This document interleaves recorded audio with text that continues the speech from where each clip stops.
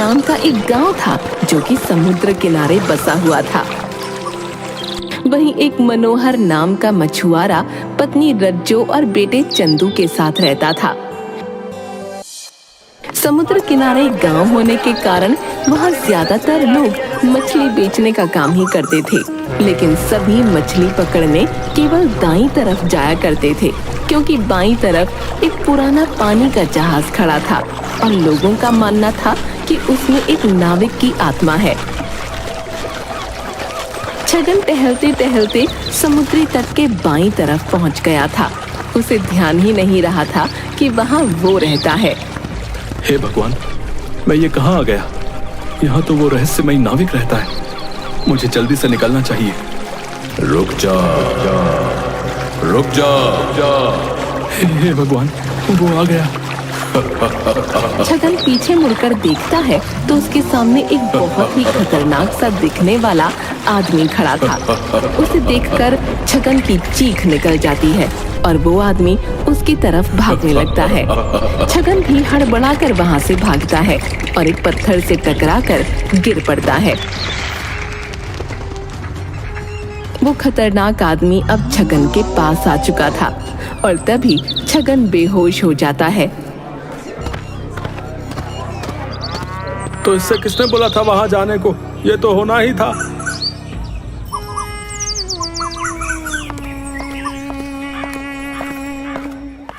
क्या हुआ भैया?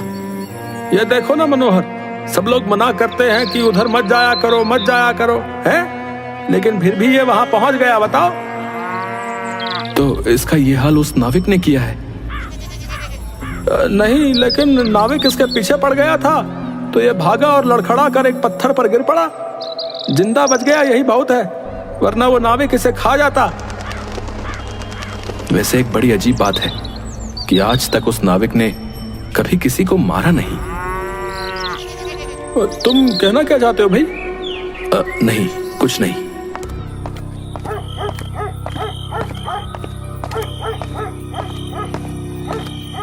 अरे आप आ गए? आओ आओ, मैं आपका ही इंतजार कर रही थी। मेरा इंतजार करने का कोई फायदा नहीं है, क्योंकि मैं आज भी कुछ खाने को नहीं लाया हूँ। हे भगवान, ऐसे कैसे चल पाएगा? आज भी आपको कोई मछली नहीं मिली क्या? एक बहुत छोटी सी मछली मिली थी, लेकिन फिर वो भी मर गई तो किसी ने खरीदी ही नहीं। वहां मछुआरों की इतनी ज्यादा भीड़ होने लगी है कि मुझ जैसे छोटे मछुआरों को कुछ हासिल ही नहीं होता। तो आप दूसरी तरफ क्यों नहीं चले जाते? उधर कोई भी नहीं जाता है, वहां आपको आसानी से बहुत सारी मछलियां मिल जाएंगी। कोई नहीं जाता है तो उसका एक कारण है। वहां एक नाविक का भूत रहता है। भूत? क्या सच में ऐसा होता है या लोगों ने अफवाह फैला रखी है? सच है। तू इस बारे में बात मत कर, जा जाकर चुपचाप सो जा। चंदू जाकर लेट तो जाता है, पर वो अपने माँ बाप की बातें सुनता रहता है, जिससे उसे पता चलता है कि उसके पिता का काम बहुत बुरा चल रहा है। वो अगले दिन अपने दोस्त राजू से मिलता है, जो कि गांव के प्रधान हरि प्रसाद का बेटा था। मेरे पिता को भी एक भी मछली नहीं मिल रही है और हमारे घर में खाने के लाले पड़ गए हैं। इसलिए मैं सोच रहा हूँ कि मुझे समुद्र तट के बाईं ओर जाकर देखना चाहिए कि वहां क्या है और कोई क्यों नहीं वहां जाता।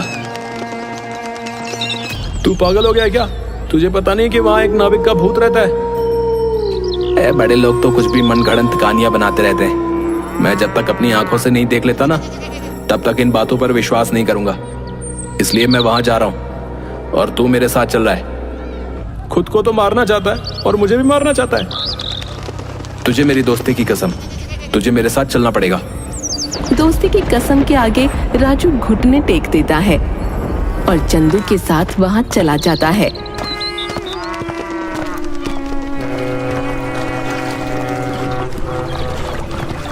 वहां वो लोग देखते हैं कि समुद्र किनारे एक पुराने जमाने वाला पानी का जहाज खड़ा है, जो कि काफी हद तक बर्बाद हो चुका है। चल उस जहाज के पास चलते हैं। यहाँ तक तो आ गए, ये काफी नहीं है क्या जो तुझे उस जहाज के पास भी जाना है? चल तो जहाज भी देख लेंगे और ये भी कि यहाँ पर मछलियां हैं या नहीं।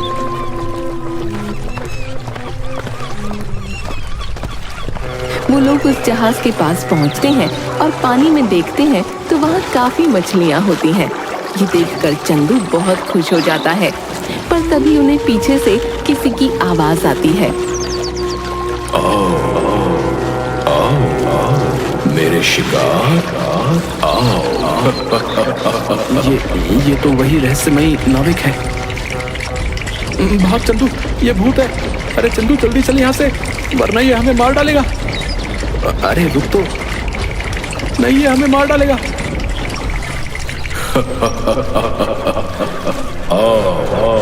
मेरे पास आ। मैं तो भाग रहा हूँ। ये कहकर राजू भागने लगता है। चंदू भी उसके पीछे भागता है और उन दोनों के पीछे वो नाविक बहुत तेजी से दौड़ता हुआ आ रहा था। वो अपनी फुल स्पीड में भाग रहे थे, लेकिन वो नाविक उनके करीब आता चला जा रहा था। तभी अचानक राजू रुकता है और कुछ पत्थर उठाकर उस पर फेंकता है और दोबारा दौड़ने लगता है। आज हम बस बच ही गए, वरना हम उस नाविक का शिकार बन गए होते। अरे तू पागल है, 1 मिनट रुकता तो सही। तुझे ज्यादा मरने का शौक हो रहा है तो तू चला जाना, मुझे माफ कर दे। चंदू राजू से गुस्सा होकर अपने घर चला जाता है।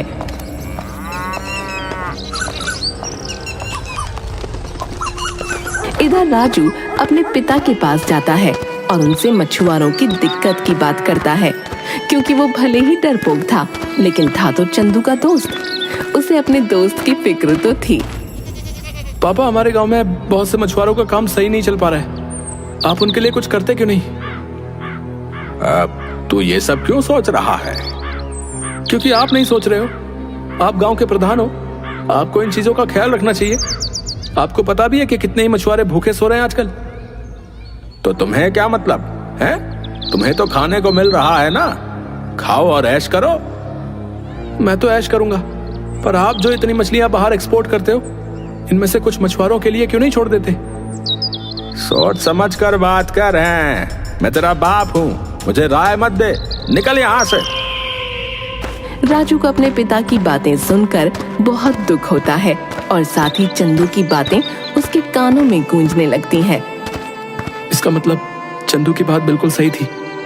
मेरे पापा प्रधान हैं, पर उन्हें मछुआरों की दिक्कत से कोई मतलब नहीं है, और उन बेचारे मछुआरों के घर में खाने को नहीं है। इस दिक्कत का एक ही इलाज है कि समुद्र तट के बाईं तरफ भी मछली पकड़ने का काम शुरू होना चाहिए। राजू को पूरी दिक्कत और उसका समाधान समझ तो आ गया था, लेकिन उसका डर उसे रोक रहा था। वहीं दूसरी तरफ चंदू के घर उसकी डांट पड़ रही थी, क्योंकि किसी ने उसे बाईं तरफ जाते देख लिया था। सच सच बता, क्यों गया था उधर? मैं उधर नहीं गया था।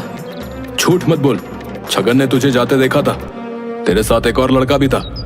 सच सच बता, उधर क्यों गया था? तुझे यहाँ खेलने के लिए जगह कम पड़ रही है क्या, जो उधर चला गया? मैं वहां खेलने नहीं गया था। हाँ, अब आया ना लाइन पर। मतलब तू गया तो था उधर, अब ये भी बता दे कि क्यों गया था। दाईं तरफ मछली पकड़ने में पिताजी को बहुत दिक्कतें हो रही हैं, इसलिए मैं बाईं तरफ देखने गया था कि क्या वहां मछली पकड़ी जा सकती है या नहीं, ताकि हमारे घर के हालात सुधर सकें।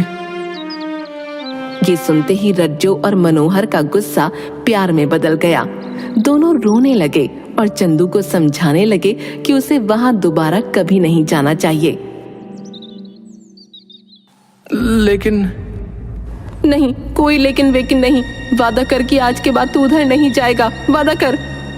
मैं वादा करता हूँ कि मैं आज के बाद कभी उधर नहीं जाऊंगा। चंदू मजबूरन वादा कर लेता है।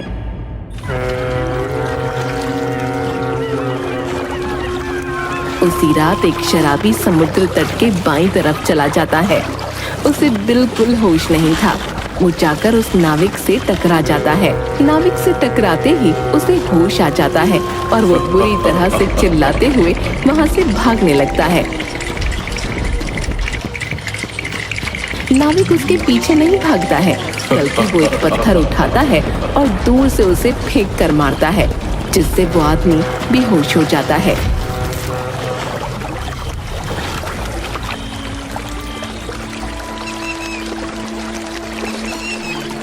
अगली सुबह वो नंगा चौराहे पर पड़ा मिलता है।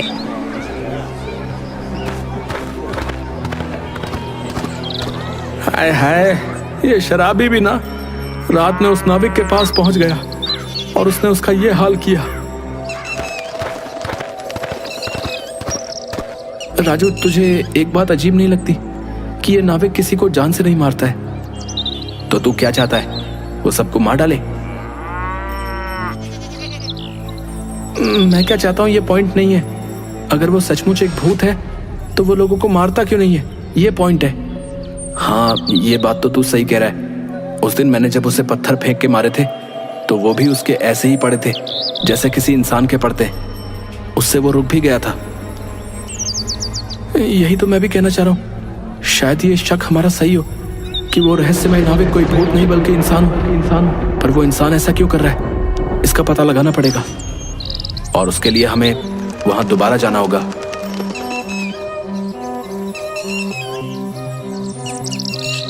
इस बार वो लोग एक प्लान बनाते हैं जिसके हिसाब से वो लोग वहां जाएंगे, लेकिन राजू छिप कर रहेगा और नाविक के सामने आते ही उस पर जाल डाल देगा।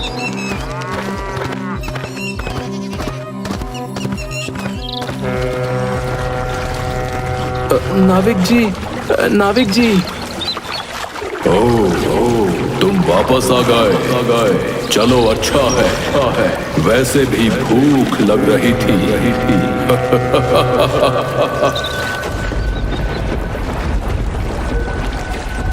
ये कहकर वो नाविक चंदू की तरफ भागना शुरू कर देता है और चंदू अपनी जगह पर खड़ा रहता है।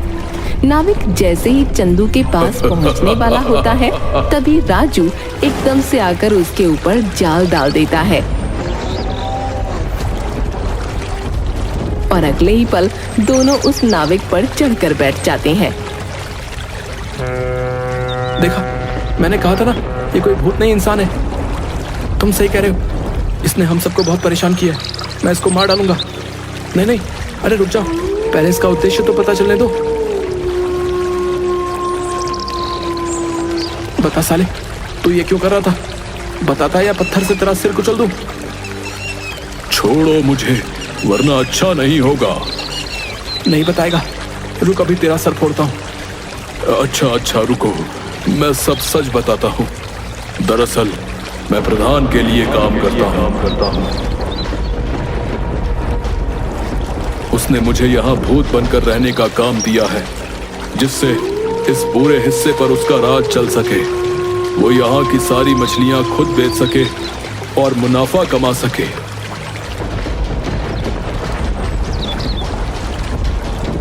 क्या मेरे पापा ने तुमसे ये सब करने को कहा था? चंदू और राजू वापस गांव में जाते हैं और सबको ये सच्चाई बताते हैं।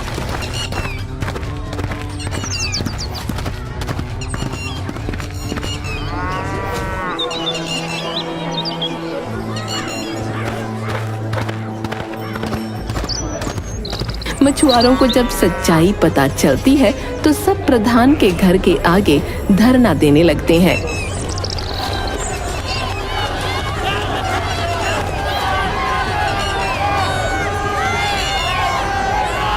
पर प्रधान अपनी गलती मानने को तैयार नहीं था। तब राजू कहता है, पापा, आप लोगों को उनका हक दोगे या मैं आपको छोड़कर चला जाऊं? मैं चला ही जाता हूं। अब रुक जाओ बेटा,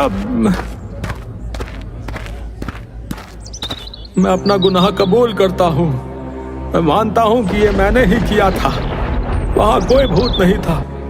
ये भूत मैंने अपने फायदे के लिए बनाया था। आप लोग मुझे माफ कर दीजिए। अब से समुद्री तट का बायां हिस्सा भी आप लोगों का है। ये सुनकर सारे मछुआरे खुश हो जाते हैं। चंदू के माता पिता के साथ सारे मछुआरों की दिक्कत अब दूर हो चुकी थी। अब कोई रहस्यमय नाविक नहीं था, सिर्फ खुशहाल मछुआरे थे।